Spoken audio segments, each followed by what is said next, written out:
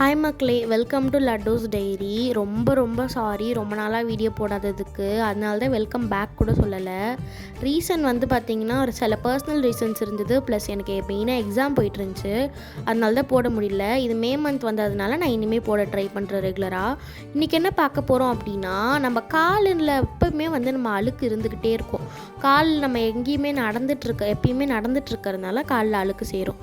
அதை நம்ம வந்து பார்லரில் தான் போயிட்டு பெடிக்யூர் பண்ணணும், ஆயிரக்கணக்கில் செலவு பண்ணி அப்படின்னு இல்லை. வீட்லேயுமே சூப்பராக காலில் இருக்கிற டர்ட்ஸ் எல்லாமே ரிமூவ் பண்ணலாம். எப்படின்னா, முதல்ல உங்கள் வீட்டில் இருக்க பெரிய அண்டாவில் தண்ணி பிடிச்சிக்கோங்க. பிடிச்சிட்டு கல்லுப்பு, பயங்கரமான ஆன்டிபயோட்டிக்கு, கல்லுப்பு, பேக்கிங் சோடா, அதுக்கப்புறம் டர்மரிக் பவுடர், மஞ்சப்பொடி, வேறு ஒன்றும் இல்லை. மஞ்சப்பொடி வந்து பயங்கரமான ஆன்டிபயோட்டிக்கு. இந்த கல்லுப்பும் மஞ்சப்பொடியும் மட்டும் மறந்துடுறேன். பேக்கிங் சோடா போடலனாலும் பரவாயில்ல. அடுத்து ஒரு சின்ன சைஸ் லெமன் எடுத்து புளிஞ்சு விட்டுட்டு தோலை சேர்த்து போட்டுடலாம். தோல் எதுக்கு போடுறோம் அப்படின்னா, நமக்கு ஸ்க்ரப் பண்ண யூஸ்ஃபுல்லாக இருக்கும். நான் காட்டுறேன் எப்படி ஸ்க்ரப் பண்ணுறது அப்படின்னு சொல்லிட்டு.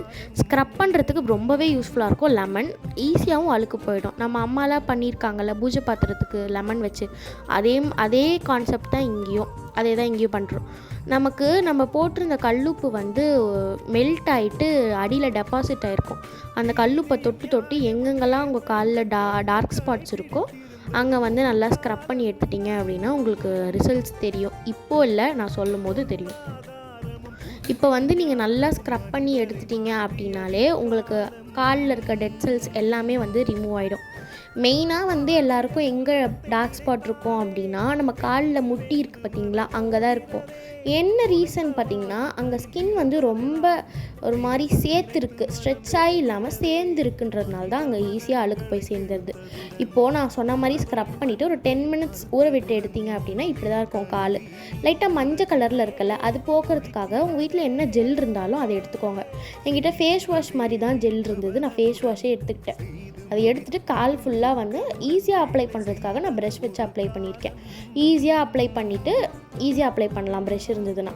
ஸோ மொத்த காலுக்கும் அப்ளை பண்ணிட்டு சாதாரண தண்ணி, எந்த தண்ணியும் இல்லை, சரி சாதாரண தண்ணி அதை வச்சு காலை அலசிடலாம். அலசி எடுத்துகிட்டு ஜஸ்ட் ஒரு துணி வச்சு தொடச்சி எடுத்துடலாம். இப்போ நான் பண்ணுறது எல்லாமே என் தம்பிக்கு தான் பண்ணிகிட்ருக்கேன். ஓகேவா, யாருன்னு கேட்பீங்க, அதனால தான். ஸோ வைப் பண்ணி எடுத்துகிட்டு பார்த்தா இப்படி தான் இருக்குது. எவ்வளோ டிஃப்ரென்ஸ் தெரியுது பாருங்கள். நீங்களும் கண்டிப்பாக வீட்டில் ட்ரை பண்ணி பார்த்துட்டு எப்படி இருக்குன்னு சொல்லுங்கள். டாட்டா, பாய், நாளைக்கு பார்க்கலாம். Please subscribe my channel. There is no response for my efforts. Please support Makala.